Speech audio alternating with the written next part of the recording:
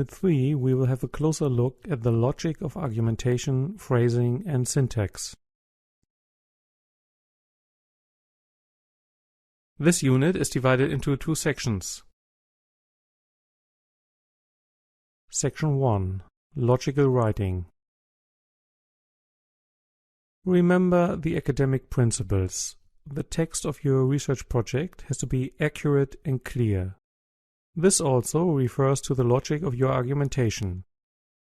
Once you have made your decision about tackling your research objectives, you do not want to lose track, change your direction, or become lost in a random selection of ideas. Blurred or even contradictory argumentation dooms the research project to fail. Your research project has to apply an underlying logic of reasoning, for example, deductive reasoning. Progressing on this argumentative path, it has to follow its logical thread without contradictions and deviations. Derive one argument from the other, avoid jumping back and forth.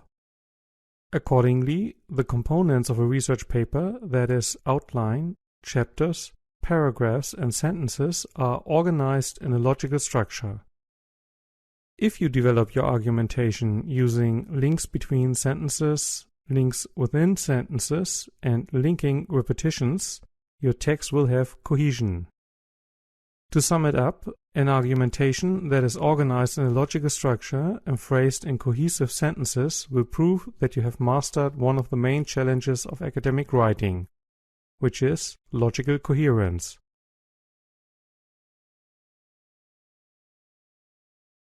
Section 2. Cohesion. This is how you achieve cohesion between paragraphs or sentences. Link the arguments according to their meaning by using transitional adverbs. These adverbs are called conjunctive adverbs.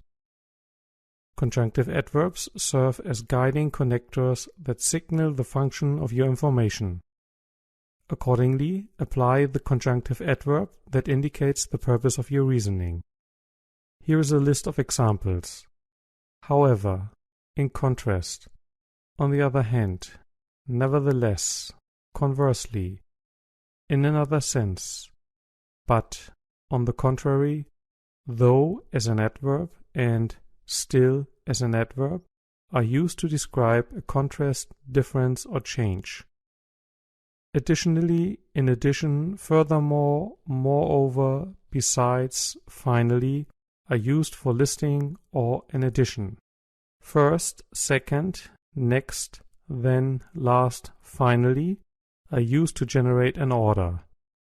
Thereafter, then, since then, at last, at length, afterwards, before, previously, meanwhile, now, presently, ultimately, simultaneously, subsequently, are different options to describe a special time sequence.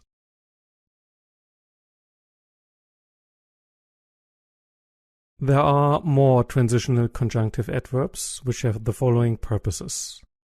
Indeed, in fact, above all, are used for stating information with an emphasis.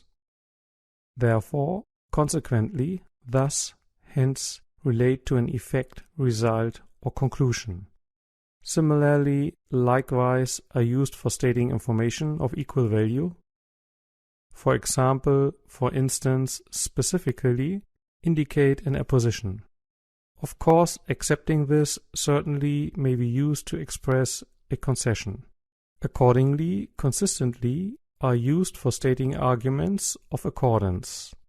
Of course, this cannot be a complete list of conjunctive adverbs. There are more options of transitional words and expressions.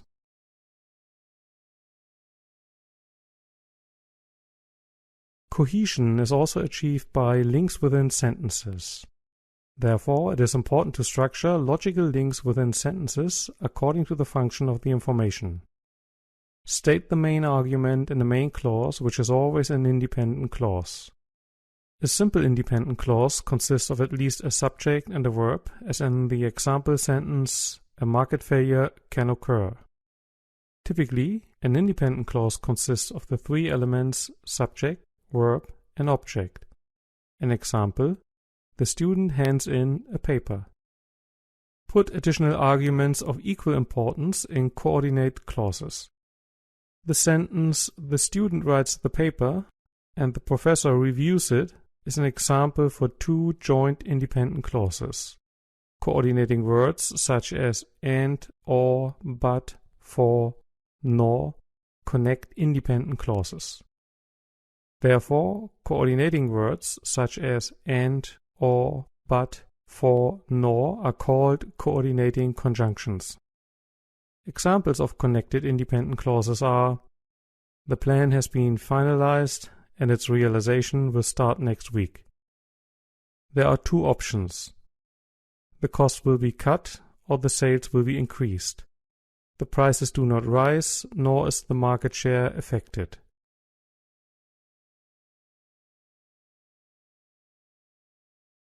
Related information is given in relative clauses.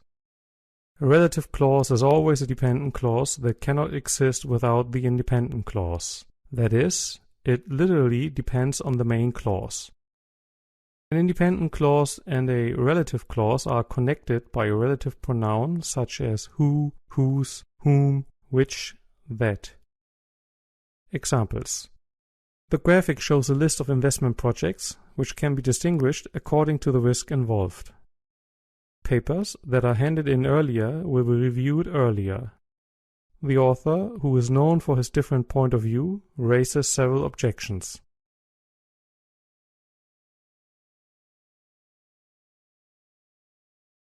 While the main information is given in an independent clause, dependent, respectively additional information should be stated in a dependent clause. Dependent and independent clauses are connected by using subordinating conjunctions. Subordinating conjunctions are, for example, if, although, while, because, in order to.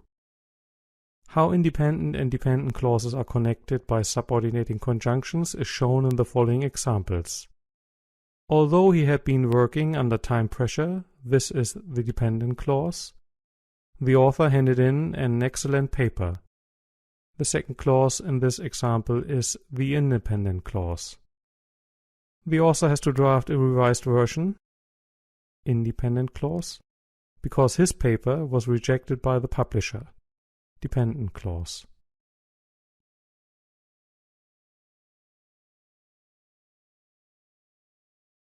In the following list of the most common subordinating conjunctions, the subordinating connectors are related to their function.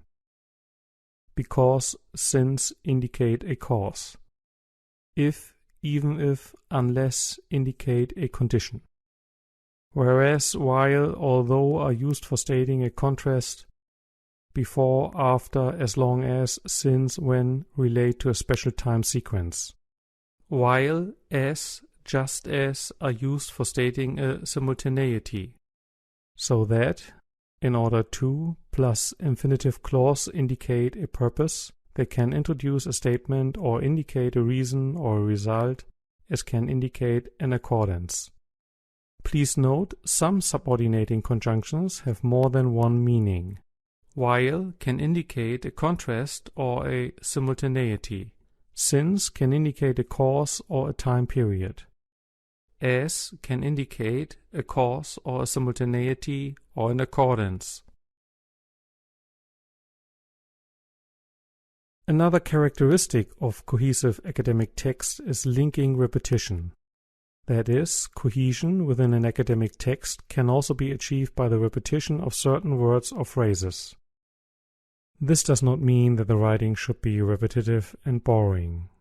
Cohesion by words refers to the repeating and restating of key words and phrases. The repetition of words and phrases that are of central meaning to the text is not an option, but a must. Key words may be names, main subjects, and central terms or phrases of the text. An example.